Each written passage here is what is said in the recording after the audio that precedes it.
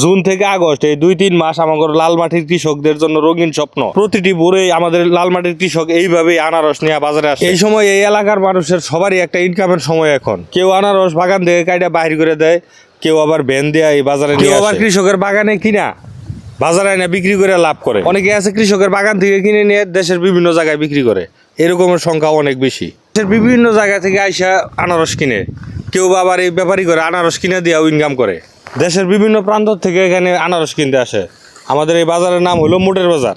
এটা মধুপুর উপজেলার সর্বপূর্বের একটা অংশ। একদম ভোর থেকে নিয়ে সকাল 11টা-12টার মধ্যেই এই বাজার শেষ হয়ে যায়। বিকালে এখানে কোনো আনারস বেচা কিনা করা হয় না। পায়ে চালিত ভ্যান, ব্যাটারি চালিত ভ্যান, অটো, গরুর গাড়ি, মহিষের গাড়ি, বিভিন্নভাবে আমাদের এই কৃষকগণ এই বাজারে এই আনারসগুলো নিয়ে আসে। এই বর্ষা মৌসুমে রাস্তার অবস্থা ভালো না থাকলেও আমাদের কৃষকগণ অতি কষ্ট করে এগুলা বাজারে নিয়ে আসে। সব এলাকায় সব ফসলের একটা ব্যস্ততা থাকে।